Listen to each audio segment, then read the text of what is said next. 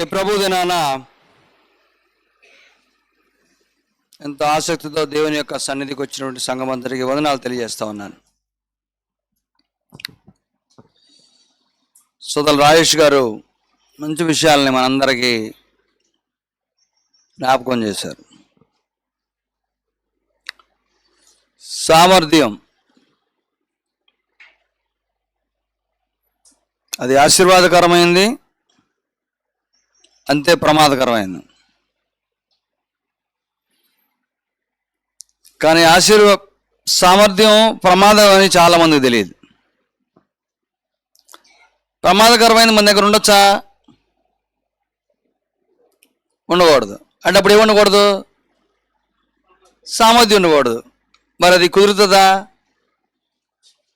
సామర్థ్యం కావాలి, సామర్థ్యం కావాలి, అది కన్ఫర్మ్.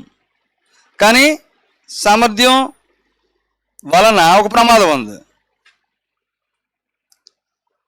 ఏంటది?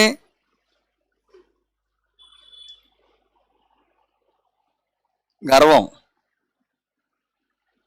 అదే ఆయన చెప్పిన మొదటి మాట. సామర్థ్యం ఉన్న వాళ్ళకి గర్వం రాకుండా ఉండదు.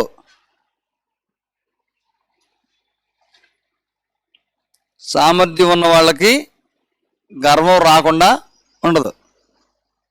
కొద్దిగా ఆలస్యం వైద్యం అంతే, రాకుండా మాత్రం బాదు. గర్వం వచ్చింది కాబట్టి సామర్థ్యం తీసేద్దామా? కుదరదు. లోకంలో బ్రతకలేం, మనం ఎక్సెల్ కాలేం, ఎదగలేం. సో సామర్థ్యం ఉండాలి. అది దేవుని వరం. గర్వం దేవుని వరం కాదు, నువ్వు తెచ్చిపెట్టుకునేది. కాబట్టి అది ఉన్నవాళ్ళు ఇది రాకుండా జాగ్రత్తగా ఉండాలి. చాలా సవాళ్ళతో కూడింది. దేనిని బట్టైనా గర్వం వచ్చేస్తుంది, దేనిని బట్టైనా. అందుకే మన అన్ని విషయాల్లో చాలా జాగ్రత్తగా ఉండటం అలవర్చుకోవాలి. ఉండాలి అని చెప్పట్లా నేను. జాగ్రత్తగా ఉండాలి అంటే ఉండేది కాదు అది. జాగ్రత్తగా ఉండటం ఎలాగో అలవర్చుకోవాలి. అంటే తగ్గింపు జీవితంతో, ప్రార్థనా జీవితంతో. మళ్ళా గుర్తు చేస్తున్నాను, సామర్థ్యం ఎంత ఆశీర్వాదకరమైందో అంతకంటే రెట్టింపు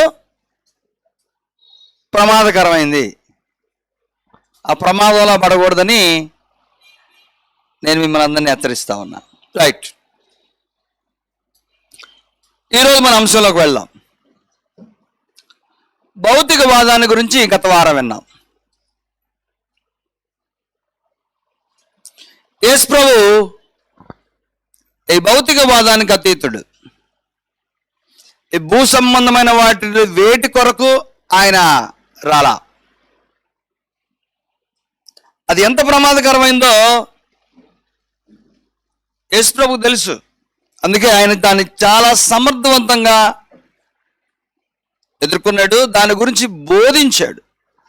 మనుషులకు ఎన్ని రీతులుగా అవేర్నెస్ తేవాలో, అది ఏ ఏ దశలలో మానవ జీవితానికి ప్రమాదకరంగా ఉంటుందో తెలియపరిచాడు. ధనవంతుని ఉదాహరణ చెప్పారు.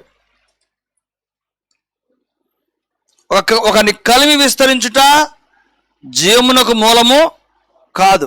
అంటే భౌతికవాదంలో ధనం చాలా ప్రధానమైంది.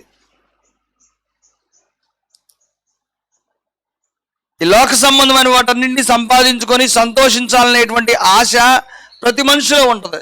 కానీ యేసు ప్రభు దానికి అతీతంగా ఉన్నాడు.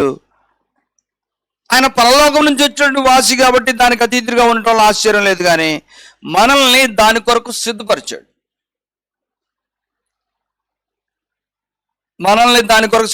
దేని ద్వారా అంటే ఆయన బోధల ద్వారా. ధనం ఎంత ప్రమాదకరమైందో, దానికంటే సమృద్ధి అయిన జీవితం ఎంత ఆశీర్వాదకరమైందో ఈ సంగతులు చెప్తూ. అయితే ఈ లోక సంబంధమైన ఈ భౌతికవాదంపై దేవుని బిడలుగా మనం సమర సంఘం పూరించాలి, యుద్ధమే చేయాలి. అడుగడుగున ఈ భౌతిక సంబంధమైనవి మనల్ని ఆకర్షిస్తూ ఉంటాయి. వాటిలో మంచి ఉన్నవి, చెడ్డ ఉన్నవి. ఒక్కొక్కసారి మంచివే చెడ్డవుగా మారే ప్రమాదం ఉంది. మనం ఏవైతే మంచి, ఇది మనకు అవసరం కదా, ఇది లేకపోతే ఎలా అని అనుకుంటామో అది ప్రమాదకరంగా మారే అవకాశం ఉంది. రైట్. వీళ్ళు ఎంతమందికి ధనవంతులు అవటం ఇష్టం లేదు? పోయిన వారు ఇదే ప్రశ్న అడిగా. వీళ్ళు ఎంతమందికి ధనవంతులు అవటం ఇష్టం లేదు? అందరికీ ఇష్టమే. మళ్ళీ ఎంతమందికి ఎదగాలని ఆసక్తి లేదు, అవసరం లేదు? అవును, అభివృద్ధి చెందాలి, ఎదగాలి. అందులో అంతట్లో కూడా ఈ భౌతిక సంబంధమైనవే ఉంటాయి,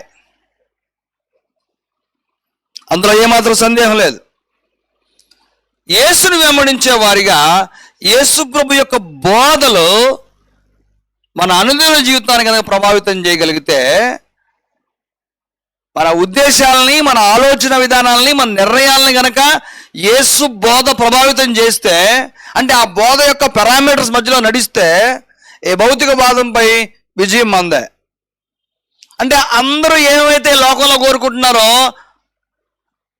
అలాంటి ఉచ్చులో నువ్వు పడవు.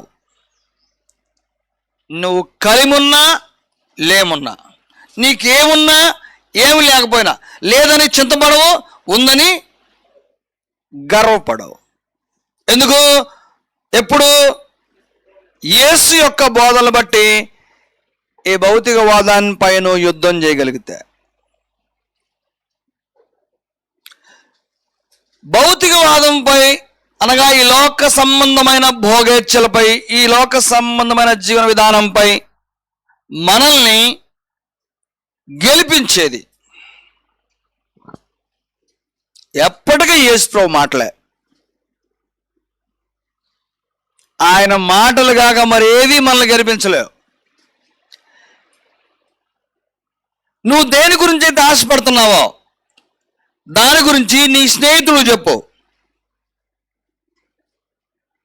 వాడు నిన్ను ప్రోత్సహిస్తాడు, నిన్ను రెచ్చగొడతాడు. అది ఏదన్నా కానివ్వండి. యేసు ప్రభు అలా చేయడు. అన్నిట్లో నీకు జీవాన్ని గురించి పరిచయం చేస్తాడు. మనం చదివాం గత వారం యోహాను సువార్త 15వ అధ్యాయము 10-11 వచ్చినా కదా. యోహాను సువార్త 15వ అధ్యాయము 10-11 వచనాల్లో యేసు ప్రభు మాట్లాడుతూ, నేను నా తండ్రి ఆజ్ఞలు గైకొని ఆయన ప్రేమ యందు నిలిచిన ప్రకారము మీరును నా ఆజ్ఞలు గైకొని ఎడల నా ప్రేమ యందు నిలిచియుందురు.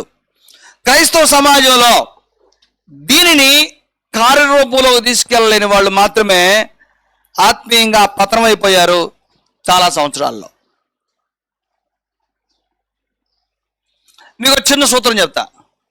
మీరు ఆత్మీయ జీవితంలో సజీవంగా ఉండాలంటే యేసు ప్రభు ఏమేమి నియమాలు చెప్పాడో చదవండి. దీనిని నేను ఎలాగ అకంప్లిష్ చేయాలి అని ఆలోచించండి. యేసు ప్రభు మాటలు తిరుగులేనివి. ఇక వాటిని నువ్వు క్రాస్ చెక్ చేయాల్సిన అవసరం లేదు. ఇది మంచిదా కాదా, దీనివల్ల లాభమా నష్టమా, ఎంతకంటే మెరుగైంది ఏమన్నా ఉందా అని నువ్వు ఆలోచన చేస్తే నీకెక్కడా దొరకదు. అల్టిమేట్ యేసు ప్రభు మాటల కంటే మించిన మాట ఈ ప్రపంచంలో ఎవరు చెప్పలేరు. వాటిని నేను ఎలాగా కార్యరూపంలో తీసుకెళ్ళగలను, వాటిని నేను ఎలాగా సాధించగలను అనుకోండి. మీరు సంతోషం కోరుకుంటే అది పరిపూర్ణం అవుతుంది. మీరు ఆనందం కోరుకుంటే అందులో సంతృప్తి చెందుతారు. మీరు ఏది కోరుకుంటే అది యేసు ప్రభు యొక్క మాటలు బట్టి అందులో జీవితకాలము సంతృప్తిగా బ్రతుకుతారు. ఏమన్నాడు ఆయన?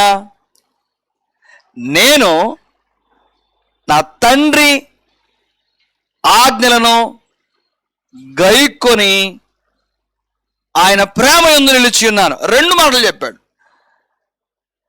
తండ్రి ఆజ్ఞలు గైకొంటూ ఆయన ప్రేమ యందు నిలిచి ఉంటాం. ఒకటేమో దేవుని సంతృప్తి పరిచేది, రెండోదేమో నువ్వెవరవో ఈ లోకానికి రుజువుపరిచేది. ఒకటి దేవుని సంతృప్తి పరిచేది ఏంటది? నా ఆజ్ఞలు గైకొనే బిడ్డ అంటే దేవునికి చాలా సంతోషం.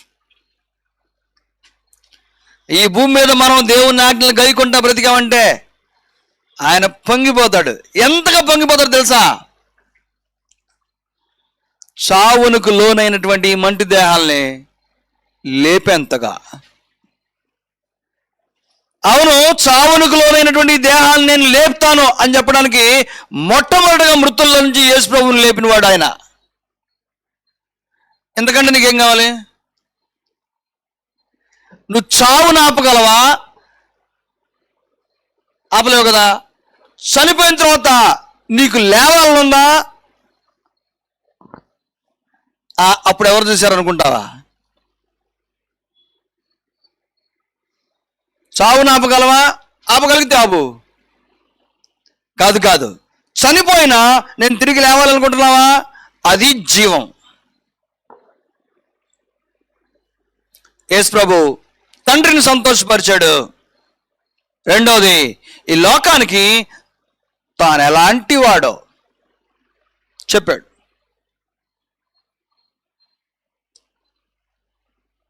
ఎలాంటి వాడని చెప్పాడు?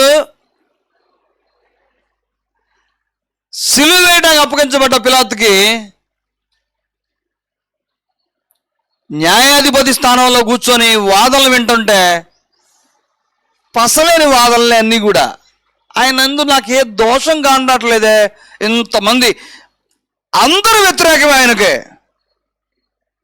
అందరూ వ్యతిరేకమే. కానీ ఒక్కడి మాట కూడా యేసు ప్రభు పట్ల నిజం కాల. ఏది నిజమైంది? ఆయన మాటలే నిజమైనవి. ఆయన దేన్ని నమ్మి బ్రతికాడో అదే నిజమైంది. అది ఎవరికి అర్థమైనా కాకపోయినా, నా ప్రియ సంఘం ఆలోచించండి, అక్కడున్న వారిలో ఎవరికి అర్థమైనా కాకపోయినా శిక్ష వేయడానికి సిద్ధంగా ఉన్నటువంటి సమర్థుడైన పిలాతుకు అర్థమైంది ఆయన నిర్దోషని. ఎలా సాధ్యం? అది నిర్దోషత్వంలో కనపడేటువంటి భాష. ఆయన భావజాలంలో, ఆయన మాటలలో, ఆయన కళ్ళల్లో, ఆయన ప్రవర్తనలో, ఆయన నుంచుకొని నమ్రతగా మాట్లాడే విధానంలో, ప్రశ్నలకు సమాధానం చెప్పే విషయంలో అద్భుతం యేసు ప్రభు యొక్క జీవన విధానం. అందుకే ఆయనకు అర్థమైంది యేసు ప్రభు నిరపరాధని. కానీ అధికారంలో ఉన్నాడు కదా, రాజకీయవాదం కదా, ప్రజా వ్యతిరేకంగా పని చేయలేడు కదా. అందుకే తనపైన దోషం రాకుండా ఆ నిర్ణయాన్ని మతానికి అప్పచెప్పాడు. ఇక్కడ పాయింట్ ఏంటంటే, ఇది మనకు నేర్పడానికి యేసు ప్రభు వచ్చాడు. ఆయన ఆజ్ఞలు పాటించాడట, తండ్రి ప్రేమ నిలుచున్నట్ట. ఈ రెండు మన జీవితంలో ఉండాలి. మనం ఏం చేస్తున్నాం? మన ప్రాబ్లం ఏంటి? ఆజ్ఞలు పాటించడంలో లాభమే. ఒకవేళ రక్షణ పొందిన తర్వాత దేవుని ఆజ్ఞలు పాటించే విషయంలో చాలా స్ట్రెంగ్త్ అంతా పెట్టి పోరాటం చేస్తా ఉన్నా, దేవుని ప్రేమ నిలుచుండే విషయంలో మాత్రం ఫెయిల్యూరే. దేవుని ప్రేమలో నిలిచి ఉండడంలో మనం చాలా మంది వైఫల్యం చెందుతూ ఉన్నాం. ఎలాగో చెప్తా. రైట్, ఇక్కడున్న వాళ్ళలో శత్రువులు లేని వారు చేయొద్దండి.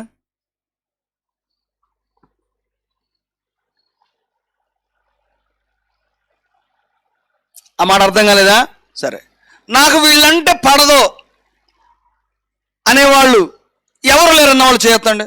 నాకు అందరంటే ప్రేమ, నాకు వీళ్ళంటే పడదు, నాకు వీళ్ళంటే అసహ్యం, నాకు వీళ్ళతో మాట్లాడటం ఇష్టం ఉండదు, నాకు వీళ్ళు ఎదురైతేనే కడుపులో మండింది అనేటువంటిది ఏమీ లేకుండా నాకు అందరూ సమానమే అన్నవాళ్ళు ఎవరు లేరా?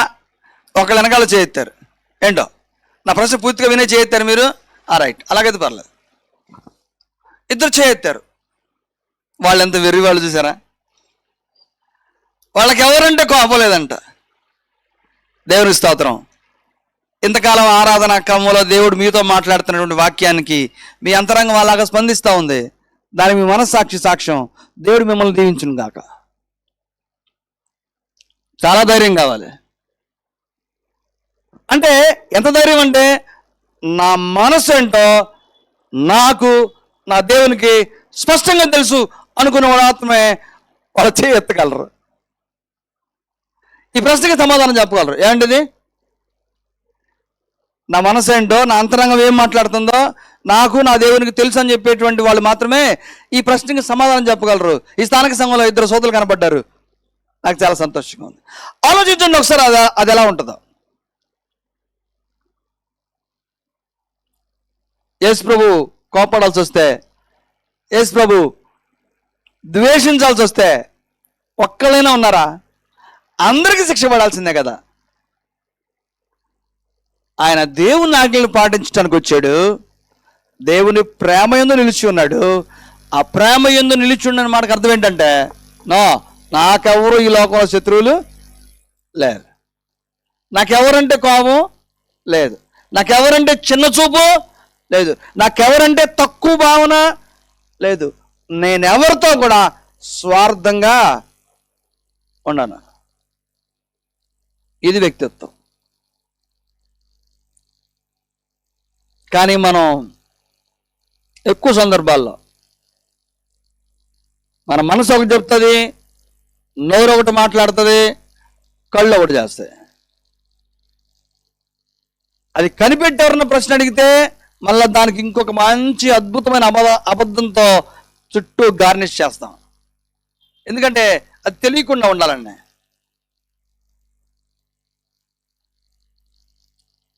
అది గార్నిష్ అని తెలిసిపోద్ది, గుర్తుపెట్టుకోవాలి. అది పై మెరుగులని తెలిసిపోద్ది, గుర్తుపెట్టుకోవాలి.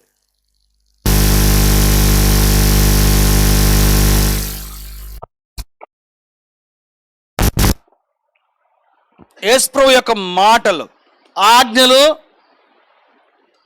రెండవది ఆయన ప్రేమ నిలిచుండటం, ఇవి రెండు బోధించాడు ఆయన. ఈ భౌతికవాదాన్ని ఈ రెండు ఆయుధాలతో జయించగలిగాడు. అది మనకు పారామీటర్. ఆ రెండింటి మధ్యలో నువ్వు బ్రతకగలిగితే ఈ భౌతికవాదంపై విజయం నీదే. ఈ లోకం నిన్ను ఎలాగా ప్రోత్సహించినా, నేను ఎలాగ ప్రేరేపించినా, నీ శరీరం, నీ మనసు నిన్ను దేవుని నీతికి విరుద్ధంగా లాక్కెళ్తున్నా సరే, మళ్ళా నువ్వు వచ్చి దేవుని సంబంధిగా బ్రతికేటువంటి అవకాశము యేసు ప్రభు బోధ నీకు ఇస్తుంది. మీరు బాగా ఆలోచించుకోండి. ఎప్పుడైనా సరే దేవుని వాక్యాన్ని వినటం మానివేసిన వాడు పడేటువంటి అధోగతికి పరిష్కారమే లేదు. దేవుని వాక్యాన్ని వినటం మానేస్తే, ఒక్కరోజు మానేసిన ఆ రోజు నువ్వు జీవితానికి అవసరమైనటువంటి ఒక సత్యాన్ని కోల్పోతావు. మనకు లెక్కలేదు, మనకు నిర్లక్ష్యం. ఏమైందంట, ఈ వారం వెళ్ళకపోతే అనుకుంటామో ఆ మాట అనుకో, మళ్ళా రీజన్స్ ఉంటాయి. కానీ నువ్వు ఎంత నష్టపోతున్నావో నీకు తెలియదు. ఎందుకంటే అది జీవపు మాట. దాంతోపాటు యేసు ప్రభు ఎక్కువగా ప్రార్థనపై ఆధారపడ్డాడు. దేని మధ్యలో నవ్వడానికి? ఆజ్ఞలు, దేవుని ప్రేమ మధ్యలో నడవడానికి ప్రార్థనపై ఆధారపడ్డాడు. ఇది మనకి మరొక బలం. పిల్లలు ఆలోచించాలి.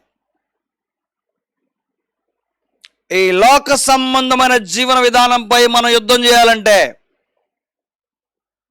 నువ్వు రక్షణలోకి వచ్చిన తర్వాత, సంఘంలో చేర్చబడ్డ తర్వాత వ్యక్తిగతంగా నువ్వు యుద్ధం చేయాలి.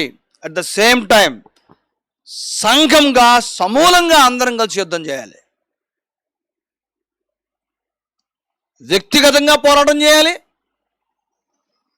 అలాగే యేసుప్రభు యొక్క దేహంలో వేరు వేరు అవయవాలుగా మనం ఉన్నా ఒక్కటే శరీరమందుండుటకు పిలువబడ్డాం కదా. సంఘంగా కూడా దాని కొరకు పోరాటం చేయాలి.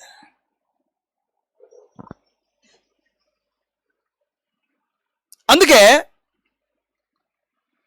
వ్యక్తిగతమైనటువంటి విశ్వాసాన్ని కాపాడుకునేటప్పుడు, వ్యక్తిగతంగా దేవునితో నడిచేటప్పుడు, వ్యక్తిగతంగా ఈ భౌతిక సంబంధమైనటువంటి వాటిపై యుద్ధం చేసేటప్పుడు, శాశ్వతమైన సంతోషం నీకు కావాలని కోరుకుంటే గుర్తుపెట్టుకో, ఓ పేదవాడు అయినా సరే నీ కలిగిన దాంతో సంతృప్తి పట్టం నేర్చుకున్నావు అనుకో, నీ జీవితానికి కొరత లేదు. పేదవాడిగా ఉండటం పెద్ద విశేషమేం కాదు. భౌతికవాదం నిన్ను చాలా వాటిపై నీ దృష్టి నిలుపుతుంది. అది సంపాదించు, ఇది కొను. నేను వాటిలో ఏవి తప్పంటలేదు, అవి మానవునికి సహజంగా అనిపించేటువంటి తలంతులు. ఎదగాలని, అభివృద్ధి చెందాలని, ఉన్నత లక్ష్యాలు, ఉన్నత శిఖరాలు చేరాలని, అందరికంటే మెరుగ్గా ఉండాలని, అందరికంటే పేరు ప్రఖ్యాతులు సంపాదించుకోవాలని అనుకుంటూ ఉంటాం మనం. అవి మంచివే, కానీ దాని మాటున ప్రమాదం ఉంది.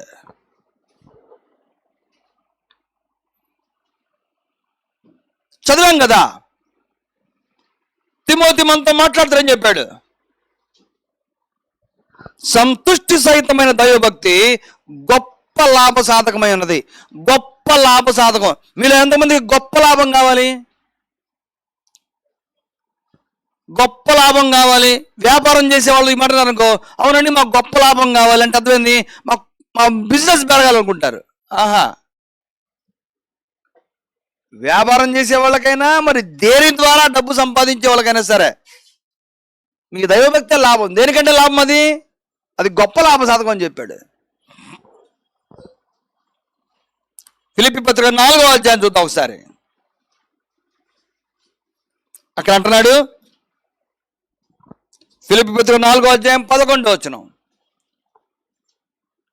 నాకు కొదువ కలిగినందున నేను ఇలాగ చెప్పట్లేదు, నేను ఏ స్థితిలో ఉన్నానో ఆ స్థితిలో సంతృప్తి కలిగి నేర్చుకుని ఉన్నా. మనకు చాలా కాలంగా ఏది కొరతగా ఉంటుందో దానిపైన మనం లక్ష్యం పెడతాం, అది కావాలి నాకంటారు. మన లీడర్షిప్ క్లాస్ పిల్లల్లో నేను వాళ్ళతో మాట్లాడుతుంటాను. వాళ్ళు చెప్పే కోరికలు చాలా చాలా వింత వింతగా ఉంటాయి. తప్పేం కాదు, నేను వాటిని అప్రిషియేట్ చేస్తాను. కొంతమంది అన్నారు,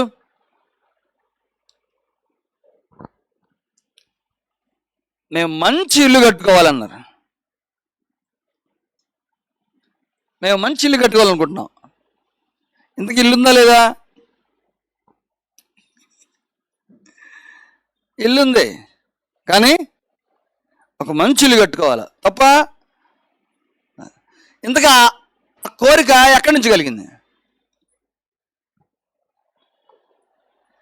ఈ చుట్టూ ఉన్నటువంటి సమాజంలో దాంతో మనం పోల్చుకుంటూ ఉంటే మనం ఇంకా మెరుగ్గా బ్రతకాలనేటువంటి ఆలోచనలో నుండి అది కలిగింది. గమనించాలి, నేను ఇదేది తప్పని నేను అంటలేదు, అది అవసరం, మనిషికి సహజంగా కలిగేది. దానికోసం తీవ్రం చేయాలి, దానికోసం ప్రయత్నం చేయాలి, కృషి చేయాలి. అయితే గుర్తుపెట్టుకోండి ప్రియమైన సంగమా,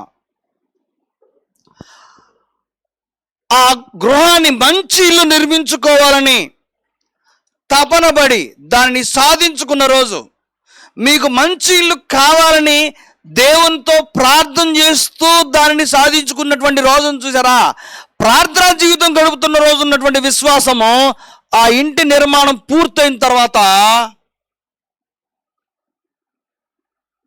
ఉండదు ఉండదు ఉండదు ఉండదు. అది నీ నుండి పారిపోతుంది, అంతే, పరిగెత్తుద్ది, నువ్వే దాన్ని తరుగుతావు. నా మాట నమ్మశక్యమైనటువంటి మాట, గుర్తుపెట్టుకోండి. ఇది యథార్థమైన మాట. ఇది నువ్వు ఏది కావాలని దాని గురించి తపన పడ్డావో, ఎలాగా? ఇదే మంచి ఉదాహరణ. నేను ఒక మంచి ఇల్లు కావాలని సంపాదించుకోవాలి ఆరాటపడుతున్నాను, రైట్. శ్రమ పడ్డావు, ప్రార్థన చేసావు, దేవుడు సహాయం చేశాడు. అది నువ్వు పొందిన తర్వాత నువ్వు ప్రార్థన దాని కొరకు మొదలుపెట్టిన రోజు ఉన్నటువంటి సంతోషం కానివ్వండి, ఆ ఆత్మీయ జీవితం కానివ్వండి, అది పూర్తయిన తర్వాత ఉండదు. నువ్వు ఒక్కడి నుంచి కిందకి దిగజారిపోతావు. కావాలంటే మీరు ఎవరైనా పరీక్షించుకోండి, మీకు తెలుస్తుంది. ఉండదు. ఎందుకు తెలుసా? అదే మనిషి యొక్క బలహీనత. అది మనిషి యొక్క బలహీనత. అందుకు జాగ్రత్తగా ఉండాలి. భౌతికవాదం అంటే అదే. ఈ లోక సంబంధమైన భోగేచ్ఛలు నిన్నేం చేస్తాయి? నీ మనసుని స్వాధీనపరుచుకుంటాయి.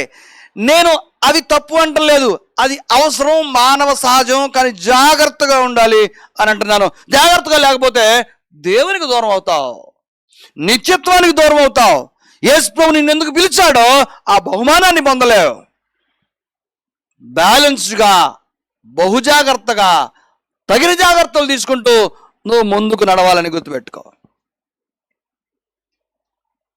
అందుకే యేసు ప్రభు తన పరిచర్యలో ఆయన కానివ్వండి, అపోస్తులు కానివ్వండి, ఈ భౌతిక సంబంధమైన వాటిని వేటి కొరకు ఆలోచన చేస్తా, లేకుంటే సంఘ క్షేమాభివృద్ధి ఆలోచన చేస్తా, దీర్ఘ దృష్టిని మనసు పెట్టి ఏదో కూడబెట్టడానికి, సంపాదించడానికి ప్రయత్నం చేయలా.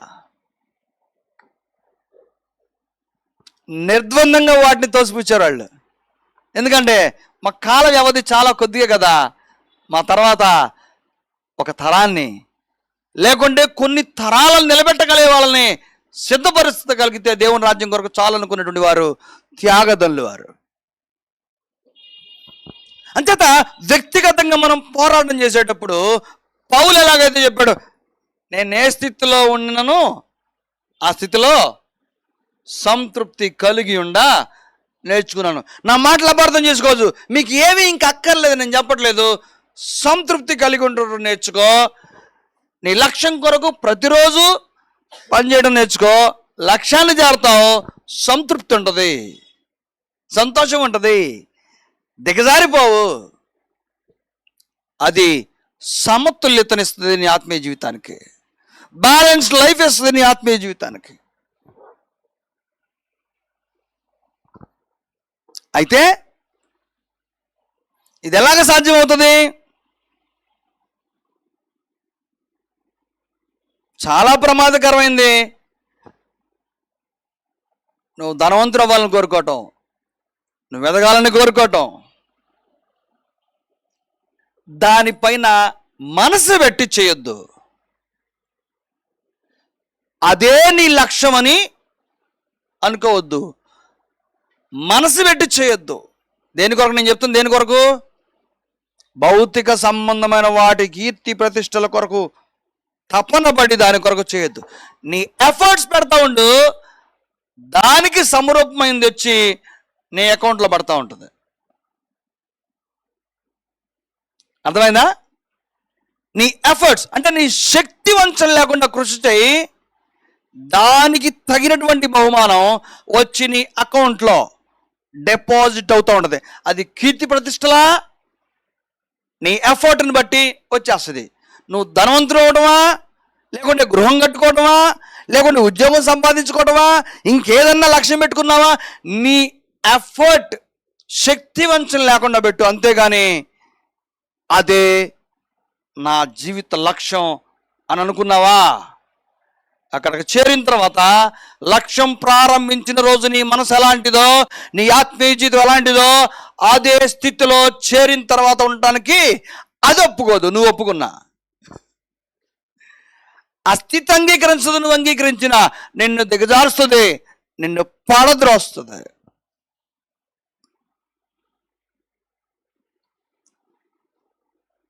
మళ్ళీ చదువుతాను 1 తిమోతి పత్రిక 6వ అధ్యాయం ఒకసారి తీసుకొస్తాను నేను. అక్కడే ఉన్నాడంటే 17వ వచనంలో 1 తిమోతి 6వ అధ్యాయము 17వ వచనం ఇలా రాయబడింది. ఏమందు ధనవంతులైన వారు గర్విష్ఠులు కాక. ఇప్పుడు అర్థమైందా నేను ఇప్పటివరకు ఏం మొత్తుకున్నాను? ఎందుకని ఏమందు ధనవంతులైన వారు గర్విష్ఠులు కాక అని వెంటనే ఆ పదం పెట్టాడు? ఇహమందు ధనవంతులైన వారికి మొదట వాళ్ళు కనే బిడ్డ, ఇహమందు ధనవంతులైన వారు కనే మొదటి బిడ్డ ఏంటో, వాళ్ళకు పుట్టే మొదటి బిడ్డ గర్వమే. దేవుడు అంటున్నాడు, ధనవంతులు కావద్దని చెప్పలా, గర్విష్ఠులు కాకుండా ఉండండి అని చెప్పాడు. ఎందుకంటే దీన్ని ఆపలేవు నువ్వు. దేని కోరుకున్నావు కాబట్టి? ముందుది కోరుకున్నావు కాబట్టి. మొదటిది కోరుకున్నావు, దానికి ఖచ్చితంగా బిడ్డ పుట్టాల్సిందే. కన్సీవ్ అయిన తర్వాత 9 నెలల కలాల వద్దా? సో ధనవంతులు కావాలని కోరుకుంటే కన్సీవ్ అవటం, 9 నెలలకు బిడ్డ రావాల్సిందే. ఏ బిడ్డ పుడతాడు? అదే సాత్వికత, దీన మనస్సు, నమ్రత, పొట్టో గర్వమే పుట్టుద్ది. అందుకంటున్నాడు దేవుడు, ఏమందు ధనవంతులైన వాళ్ళు జాగ్రత్తగా ఉండాలి, తన బిడ్డలు జాగ్రత్తగా ఉండాలి. దేవునికి చాలా ఇష్టం. గర్విష్ఠులు కాక అస్థిరమైన ధనమునందు నమ్మిక ఉంచక, అంటే నువ్వు దేన్నైతే సంపాదించావో దాన్ని నమ్మబాక. అది ఒక్క రోజులో పోతుంది, గుర్తుపెట్టుకో. ఒక్క రోజులో పోతుంది, గుర్తుపెట్టుకో. అస్థిరమైనది గుర్తుపెట్టుకో. దాని పారామీటర్ ఏంటి? దాని స్వభావం ఏంటి? అస్థిరమైనది. అదేంటి? నేను కదా దాన్ని సంపాదించింది. నువ్వే స్థిరం లేదు, ఇక నువ్వు సంపాదించింది స్థిరం ఉంటుందా? అందుకు చెప్పాడు ఏమని, నా ప్రాణమా తినుము త్రాగుము సుఖించుము, కొట్లు ఎండ పెట్టానంటే, ఒరే వెర్రివాడా, నీకు ఈ నైటే ఫైనల్ డే. ఏం చేస్తావు ఇదంతా? బాగా ఆలోచించాలి. నమ్మిక ఉంచగా, ఇప్పుడు చెబుతున్నాడు అసలు మనకేం కావాలో, సుఖముగాను అనుభవించుటకు. దేన్ని సుఖముగా అనుభవించాలి. ఏమందు ధనవంతులైన వారు మనం ఏం కావాలని దేవుడు కోరుకుంటున్నాడు? ఈ స్టేట్మెంట్ కరెక్ట్గా చెప్పండి. దీన్ని మీరు చెప్పిన వారైతే నిజముగా నా శిష్యులు లభించుకుందరు.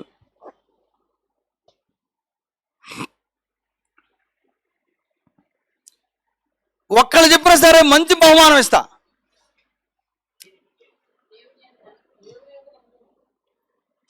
కాదు, ఈ స్టేట్మెంట్ ఒక్కళ్ళు చెప్పిన నా అంతరార్థాన్ని గ్రహించి ఈ స్టేట్మెంట్ ఒక్కళ్ళు చెప్పిన బైబిల్ గిఫ్ట్గా ఇస్తాను. చెప్పను, చదువు అక్కడ ఉంది, చెప్పగలవా? నాకు ప్రీశిష్యున్నాడు, వాడు చెప్పదు, ఎవరు చెప్పలేరు. చదవండి, దాన్ని అర్థమైంది. నేను చదివితే మళ్ళీ పట్టేస్తారు మీరు. సరే, నా సమయం వృధా అయిపోతుంది. ఏమందు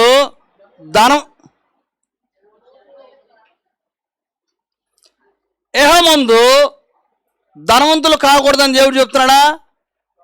కాదు. ఏమందు ధనవంతులైన వారికి ఏం కాకూడదని కోరుకుంటున్నాడు? చెప్పండి. సరే, ఏమందు ధనవంతులైన వారు ఏం చేయాలో దేవుడు కోరుకుంటున్నా అంటే, అద్భుతమైన మాట, ఆ ధనాన్ని నువ్వు సుఖంగా అనుభవించడం నేర్చుకోంటున్నాడు. ఇప్పుడు చూడండి,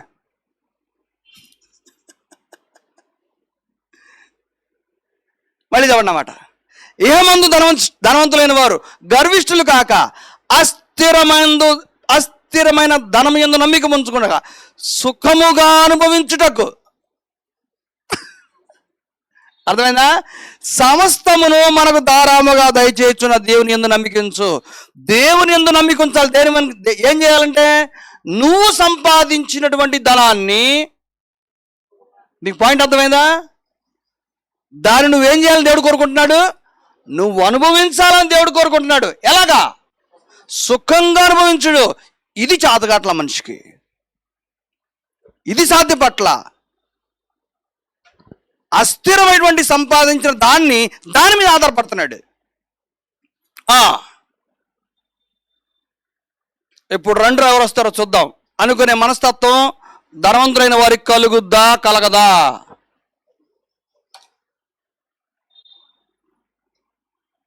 నా దగ్గర ధనం ఉంది, ఇప్పుడు నేనేమైనా చేయగా అనేటువంటి రెండో బిడ్డ అంటే అది గర్వానికి దాంతో పాటిదే.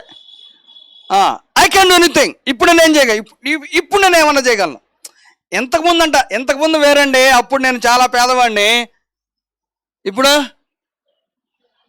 ఏమైనా చేస్తా. రమ్మని ఎవడరా చూసుకుందాం.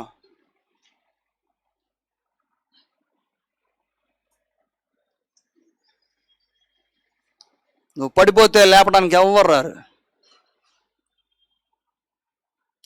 రారు. ప్రియ సంగమా, ఎవ్వరు రారు. దేవుని గొప్పతనం ఈ వచనంలో ఎంత లోతుకుంది సరా. ఇక్కడెక్కడ కూడా ఆయన నువ్వు ఈ లోకంలో అభివృద్ధి చెందొద్దు, పరలోకమే నీకని చెప్పట్లేదు. ఏమందు ధనవంతులైన వారు గర్విష్ఠులు కాక అస్థిరమైనటువంటి ధనం యందు నమ్మిక ఉంచక నువ్వు సుఖముగా బ్రతుకు నిమిత్తము నీ యొక్క ఆస్తిలో నువ్వు సంతోషంగా ఉండాలంటే దాన్ని కాకుండా అది ఇచ్చిన ఆయన నమ్ము. ఆయన నీ నుంచి దాన్ని తీసేయడు. ఒరే నీకు ఇది సరిపోవట్లేదంటే ఇంకెక్కువ ఇస్తాడు. నీ సామర్థ్యానికి తగింది ఇది కాదు, ఇంకా ఎక్కువ కావాలంటే ఇస్తాడు ఆయన.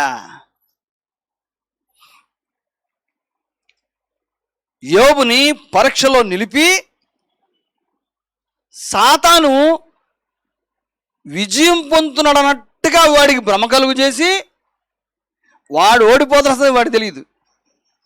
చూసావా యోబు నేను చేశాను చూసావా? నువ్వు అంటున్నావు కదా, పైనుంచి రాసుకుంటూ వచ్చావే. ఏంటంటే అతను నీతిమంతుడు, యథార్థవంతుడు, చెడుతను విసర్జించిన వాడు అని చెప్పావు కదా. చూసుకో యోబు ఏం చేస్తానంటే సరే చేసుకోపో అన్నాడు. ఏమైంది? చివరి అధ్యాయంలోకి వచ్చేసరికి ఏమిచ్చాడు? 200 ఇచ్చాడట. పోటీ పడ్డవాడు ఏమయ్యాడు? ఎందుకు 200 ఇవ్వాల్సి వచ్చింది? యోబు తన జీవితంలో కోల్పోతే పాపం ఏడ్చుకుంటూ కూర్చున్నాడు, మనసు నొచ్చుకుంటూ కూర్చోడు. అక్కడ పైన ఏదో ఒక పోరాటం జరుగుతుంది, ఒక పెద్ద డిబేట్ జరుగుతుంది. అది తెలియదు ఆయనకి. అది తెలియకుండా ఆయన చేసిన పని ఏంటంటే దేవుణ్ణి మాత్రం దూషించలా. ఏంది నాకు ఈ జీవితం, నా కర్మ ఏంది ఇట తగలబడింది అన్నట్టుగా. నేను చాలా యథార్థంగా బతికాను కదా, నేను ఎప్పుడు దేవుని దూషించలేదే, దేవుని విరుద్ధంగా బ్రతకలేదే, నాకెందుకు ఈ స్థితి అని చాలా మనసులో నొచ్చుకున్నాడు, ఏడ్చాడు. లీడర్షిప్ క్లాస్లో పిల్లలకి యోబు గ్రంథంలో చాలాసార్లు చెప్పారు. కొన్ని విషయాలు చెప్పినట్టు గుర్తున్నాను, చెప్పానా? చాలా బాధపడ్డాడు. అయినా దేవుడు అలాగే అంటే యోబు కొంచెం నొప్పిగా ఉన్నాడుగా, బాధపడ్డాడుగా అని అనుకున్నాడు. కానీ చివరికి వచ్చేసరికి తనకు సమృద్ధి కాదు, రెట్టింపు ఆశీర్వాదాలు ఇచ్చాడు. సో వ్యక్తిగతంగా మనం ఆత్మీయ జీవితంలో లేకుంటే ఈ భౌతిక వాదాన్ని గెలవాలనుకున్నప్పుడు నువ్వు అనుసరించాల్సిన విధానం ఇదే.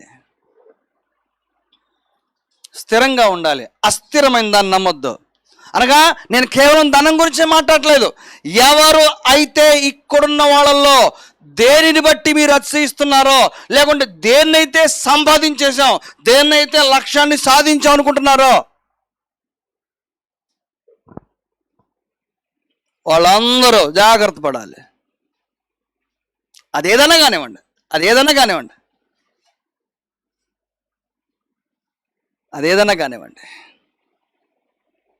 రైట్. ఇది వ్యక్తిగతమైనటువంటి పోరాటం.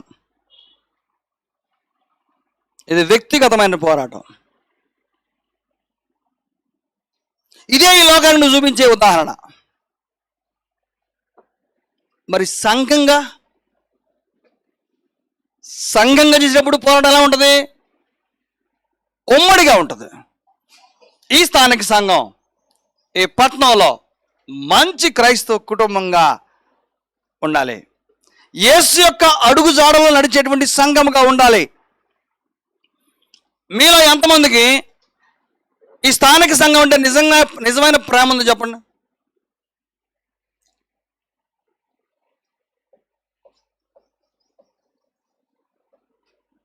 నా ప్రశ్న వినపడలేదా, అర్థం కాలేదా, లేకుంటే సమాధానం చెప్పలేని ప్రశ్న. ఈ స్థానిక సంఘం అంటే ఎంతమందికి నిజంగా ప్రేమ ఉంది? ఏంటి, నాకు అర్థం కాల. అంటే మొదటిది అర్థం కాలేదా, లేకుంటే రెండో చేయత్రం తప్పలేదా?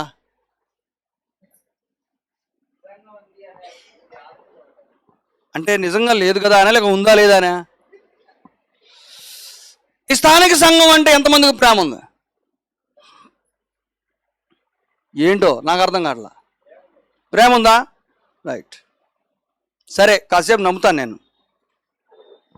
నువ్వు దేవుడే సాక్షి. ఉంటే ఈ సంఘం కొరకు ఆ చేయత్రంలో చేసిన పని ఏంటి ఇంతకాలం? ఈ సంఘం కొరకు చేసిన పని ఏంటి? ఇంటికి వెళ్ళిన తర్వాత, అయ్యా ఈ సంఘం అంటే ప్రేమ అంటే నేను సమాధానంగా చేయి పైకెత్తాను, నేనేం చేశానంటే మాత్రం ఇదిగో నా సమాధానాన్ని రాసి నాకు పేపర్ ఇవ్వాల్సింది కోరుతున్నాను. ఇది చేశాను, ఏదుంటే అది రాయండి, ఏదుంటే అది రాయండి. సంఘం కొరకు అంటున్నాను నేను, గుర్తుపెట్టుకోండి. ఈ స్థానిక సంఘం పై నాకున్నటువంటి ప్రేమతో.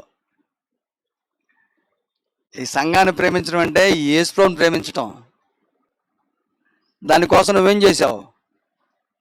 వస్తున్నాక ఆదివారం, ప్రతి ఆదివారం అబ్బా బహుమానం. నీ నుండి ఆయన చాలా కోరుకుంటున్నాడు.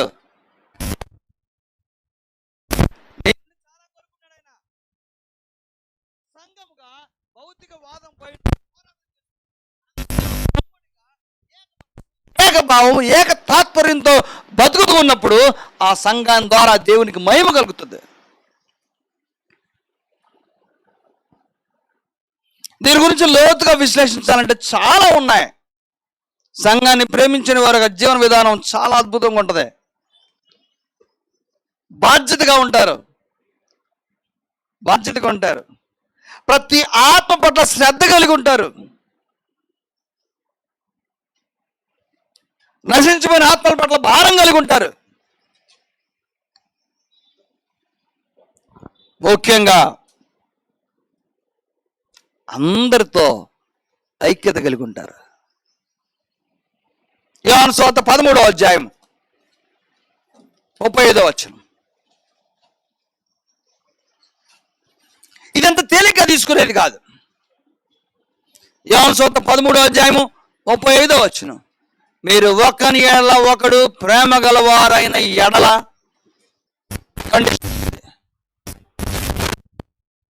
చెప్పాడు. దేవుని ఆజ్ఞలు పాటించాడట. రెండోది ఆయన ప్రేమ నిలుచున్నాడట. యేసు ప్రభు చేసినటువంటి పని అది. ప్రేమ గలవారైన ఎడల దీనిని బట్టి మీరు నా శిష్యులని అందరినూ తెలుసుకొందురనెను. అంటే మీరు ఈ స్థానిక సంఘం పట్ల ప్రేమ గలవారుగా కానీ, లేకుంటే ఈ సంఘాన్ని ప్రేమించేవారుగా ఉన్నట్టయితే మీ గురించి లోకం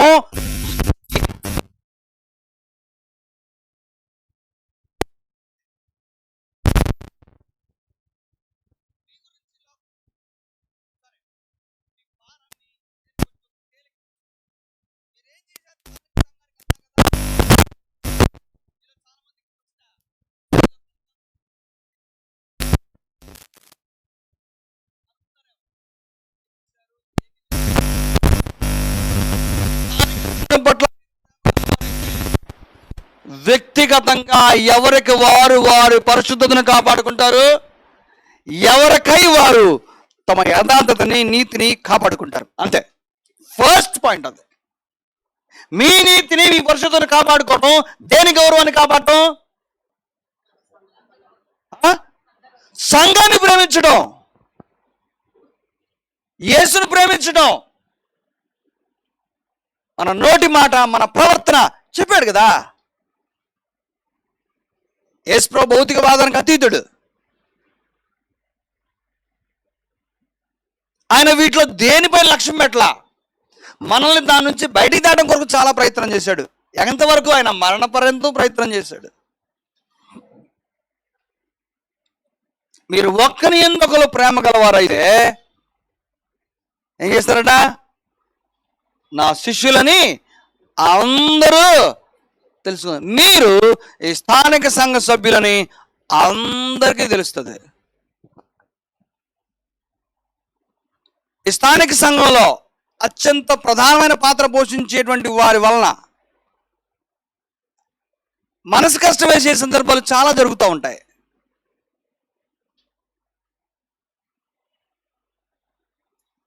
ఆ విషయాలు వాళ్ళు నాతో చర్చించరు, కానీ నేనేం చేయలేను. కారణం ఏంటంటే పతనం అవుతుంది, వారి ఆత్మీయ జీవితం అనే సందర్భంలో తెలియదు.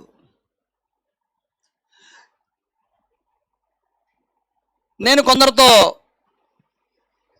మాట్లాడాలని, గట్టిగా మందలించాలని మనసు ప్రేరేపిస్తూ ఉంటుంది.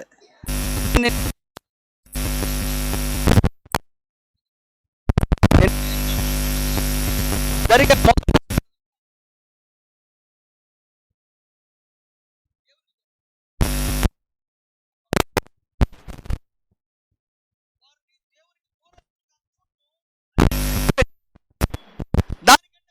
తెలుసా?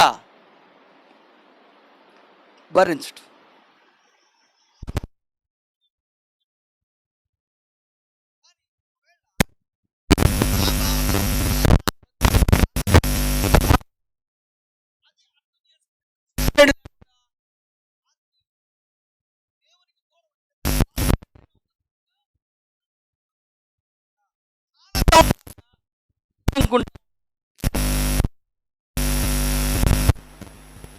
ఇది పరిస్థితి.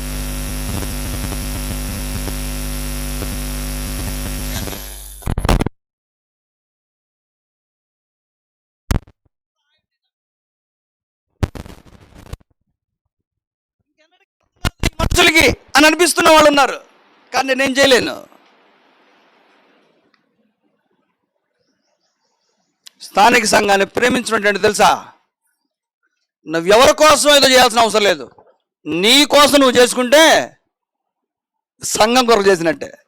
ఏంటి నీ కోసం నువ్వు చేసుకునేది? నీ ఆత్మీయ జీవితం, నీ నీతి, నీ పరిశుద్ధత. ఇతడు నిజముగా క్రీస్తు రక్తము చేత కొనబడిన వాడే కదా అని వెలపడు వారు నీ గురించి సాక్ష్యం ఇవ్వగలిగితే అంతకన్నా కిరీటం నీకేం కావాలి? ఇది కదా నువ్వు సంపాదించాల్సింది. ఇది కదా సంపాదించాల్సింది. నువ్వెవరో ఇలా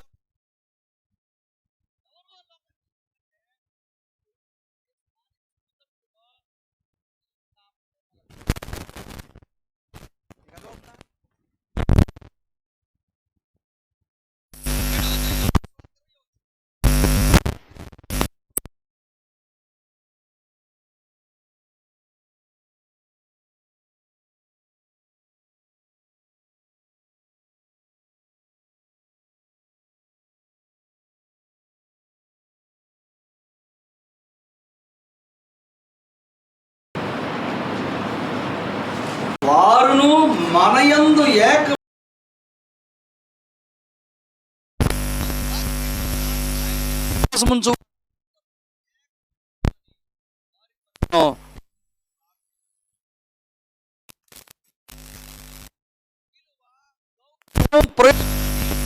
పొందలేని వారు.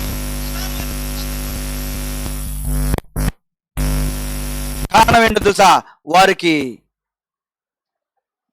పొందలేకపోవడం కారణం ఆ ప్రేమ, ఐక్యత, యేసు యొక్క గొప్పతనం, భక్తిభావం, వీటన్నిటినీ వారు తమ భౌతికమైన కోణంలో మాత్రమే చూస్తున్నారు. కాబట్టి నేను ఈ మాటలు కట్టుబడి ఉన్నాను. నేను ఆత్మ సంబంధమైనటువంటి సంఘ సావాసాన్ని, ప్రేమని భౌతిక నేత్రాలతో చూస్తూ ఉన్నటువంటి బలహీనలు వాళ్ళ కొరకు ఏం ప్రయాసపడితే మార్పు వస్తుంది?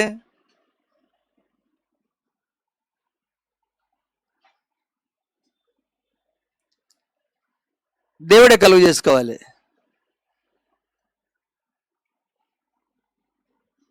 చేసుకుంటాడు. ఎందుకంటే నువ్వు ఆయన మర్చిపోయినా ఆయన నిలబెట్టగా. ఎందుకంటే ఆయన రక్తం నీపోయింది కదా, వదిలిపెట్టాడు. అవసరమైతే నిన్ను పడద్రోసైనా ఈ 2 చెంపలు వాయించి బుద్ధి చెప్పైనా సరే నిన్ను నిలబెడతాడు ఆయన. ఎందుకంటే నీకన్నా నీ పైన ప్రోక్షించబడ్డ ఆయన కుమారుని యొక్క రక్తం త్యాగపూరితమైంది కదా, దాని విలువ కొరకు నిన్ను కాపాడతాడు ఆయన. తన బిడ్డను తను కాపాడుకుంటాడు. ఇక్కడున్న వాళ్ళు తన బిడ్డను కాపాడుకోలేనటువంటి తల్లిదండ్రులు ఎవరున్నారా? తన బిడ్డ కొరకు త్యాగము చేయలేని మనసు ఉన్నటువంటి తండ్రి ఎవరు ఉన్నారా? ఎవరు లేరు కదా. అలాంటిది ఆయన ఎంత త్యాగపరుడు.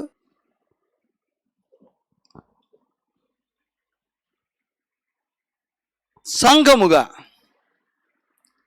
ఐక్యత కలిగి, ప్రేమ కలిగి, సహవాసం కలిగి ఉండటమే యేసు ప్రభు యొక్క అడుగు జాడల్లో నడవటం. అలాగ బ్రతకడమే ఈ భౌతిక వాదంపై నీ యుద్ధం, దాని నుండే విజయం.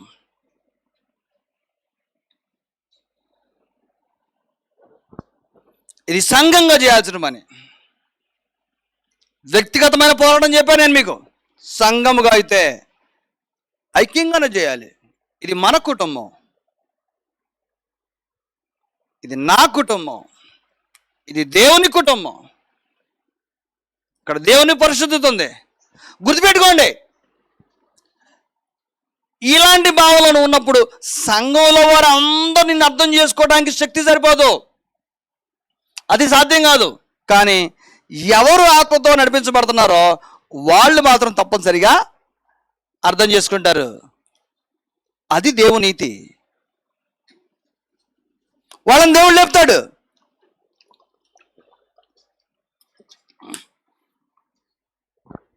వాళ్ళను దేవుడు నీ కొరకు మెలుకుగానే ఉంచాడు. ఏం చేసింది ఆదిమ సంఘం? వాళ్ళ ఐక్యతను కాపాడుకోవడానికి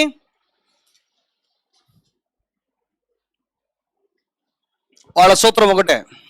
అపోస్తలుల కార్యములు 2వ అధ్యాయం 46వ వచనం. అపోస్తలుల 2వ అధ్యాయం 46వ వచనం. ఇది ఐక్యంగా భౌతికవాదంపై యుద్ధాన్ని చేయటానికి, సమర సంఘం పూరించడానికి, విజయోత్సాహంతో సంఘం నిలబడటానికి ఆదిమ సంఘం వాడుకున్నటువంటి ఏకైక సాధనం, ఆయుధం ఏంటది? 46వ వచనం చూస్తాను. మరియు వారేక మనస్కులై, అదిగో ఏం చేశారు?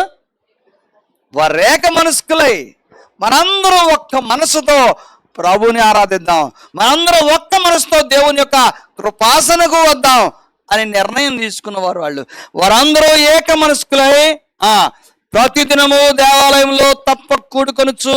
సోమవారం ఆదివారం వేయకపోయింది, మళ్ళీ సోమవారం ఇంతలోకి స్త్రీల కొడుకు పెట్టకపోతే ఏమైంది?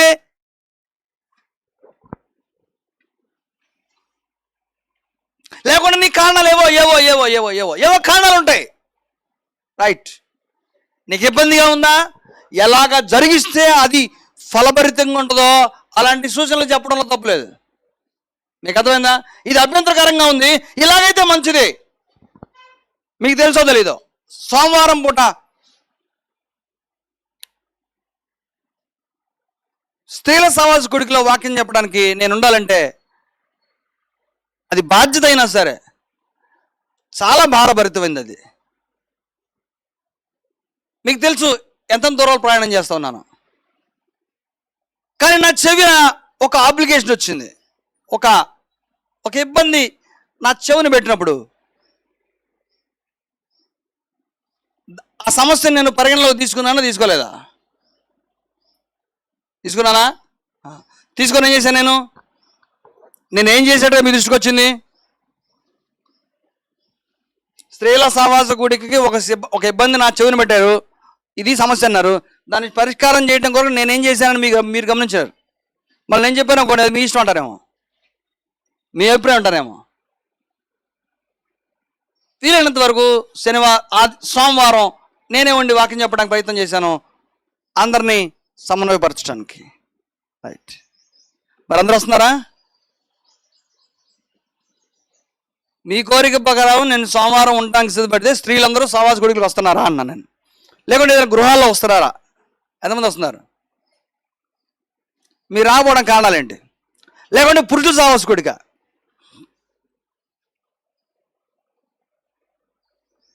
ఆలోచించండి ఒకసారి, ఏమై ఉంటుందో కారణం. మీ మనస్సాక్షి మీకు తెలిసి ఉండాలి.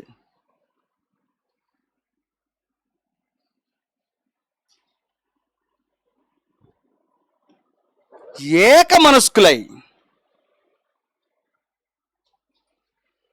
వారందరూ ఏక మనస్కులై ప్రతిదినము దేవాలయంలో తప్పక కూడుకొనుచు, ప్రతిదినము తప్పక కూడుకొనుచు, ఇంటింటా రొట్టె విరుచుచు, దేవుని స్తుతించుచు, ప్రజలందరి వలన దయ పొందిన వారై. ఇది స్పందన. ప్రజలందరి వలన దయ పొందిన వారై ఆనందముతోనూ నిష్కపటమైన హృదయముతోనూ ఆహారం పుచ్చుకొనుచుండిరి. ప్రశాంతంగా ఎవరిలో వాళ్ళు లేకుంటే సావాసం కలిసినప్పుడు కపటం లేకుండా ఆనందంగా బ్రతుకుతూ ఉన్నారు, సావాసంలో కొనసాగుతా. అంటే వాళ్ళ మనస్సాక్షి దోషారోపణ లేకుండా ఉండేటువంటి అన్యోన్యత, ప్రేమ, ఐక్యతలో వాళ్ళు కొనసాగారు.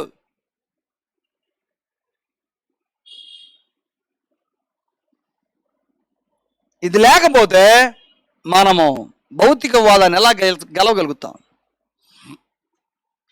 అందరికీ కోరికలే, నేను అది చేయాలి, నేను ఇది చేయాలి, నేను అది సాధించాలి, నేను ఇది వెతకాలి. వాటిలో ఏవి తప్పైనవి కాదు, కానీ వాటి వెంట పరిగెడుతూ నీ ఆత్మీయ జీవితాన్ని కనుక పణంగా పెట్టావా, అది నీకు చిన్నదైందా, దాన్ని నువ్వు దిగువ స్థానానికి పడేశావా,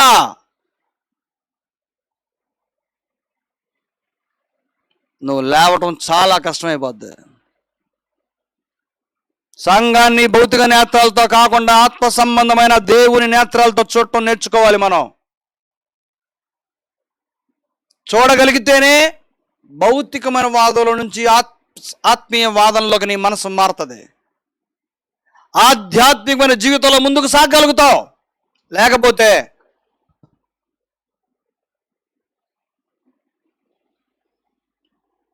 ప్రజలందరూ చూస్తూ ఉండగానే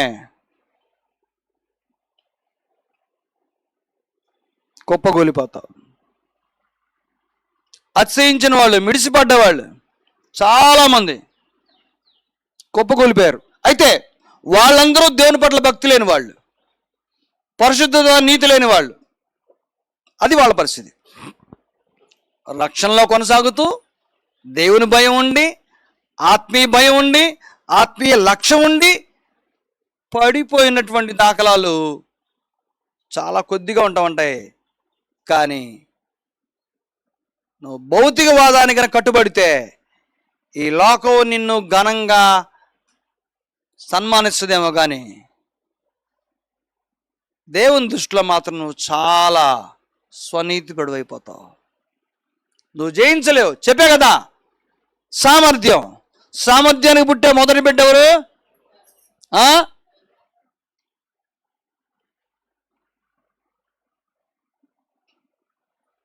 మరి సామర్థ్యం వద్దా?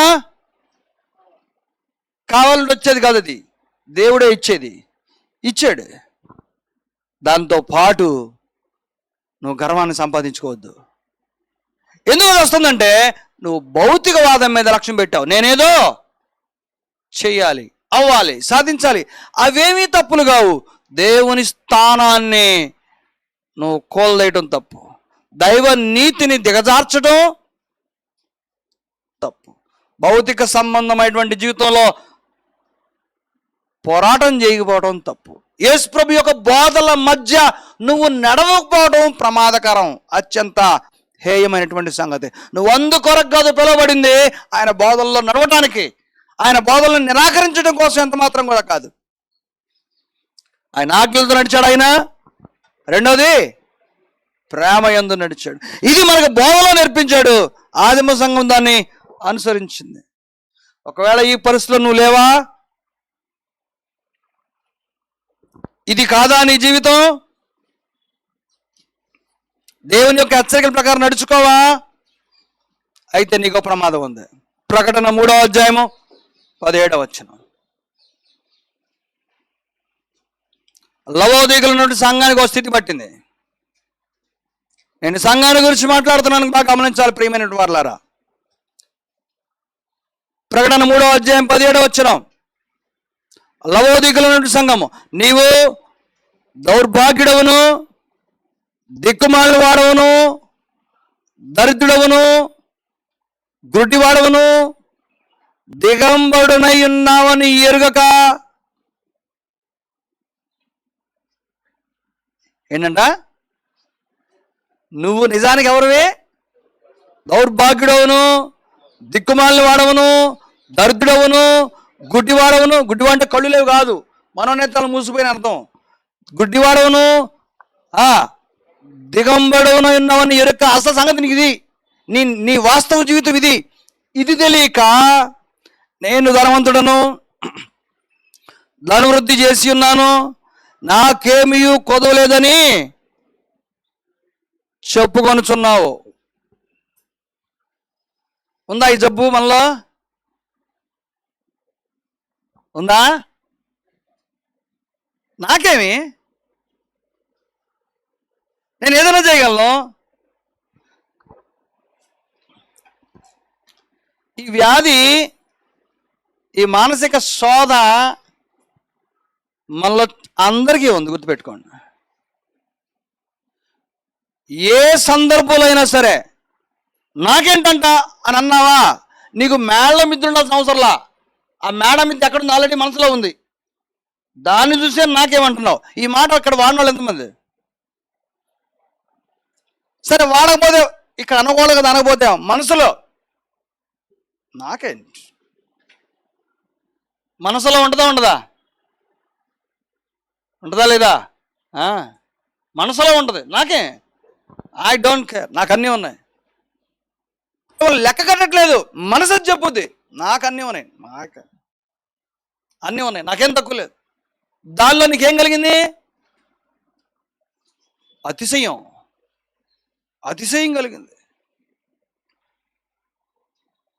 నిజానికంట లవోదిక సంఘం గురించి మాట్లాడుతూ, ధనవంతుడు నువ్వెవరు, దరిద్రుడవును, దిక్కులేని వాడవును, గుడ్డివాడును, దిగంబరుడు అయి ఉన్నావు ఎరుక్క.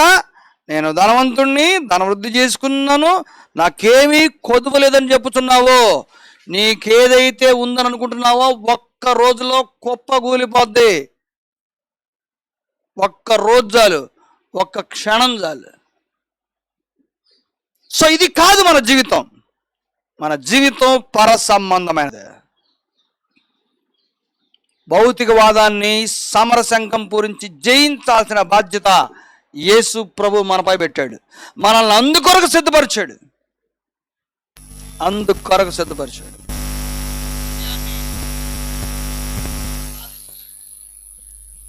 ఈ ప్రయాస వృధా.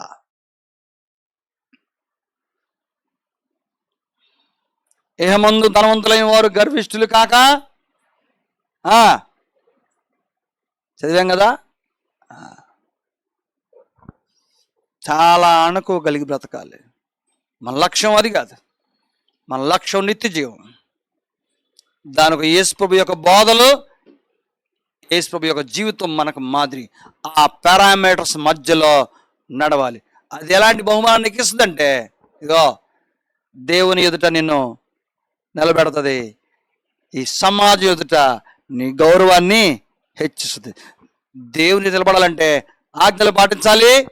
సమాజం ఎదుట నువ్వెవరో నిలబడి గెలవాలంటే దేవుని ప్రేమలో నిలవాలి.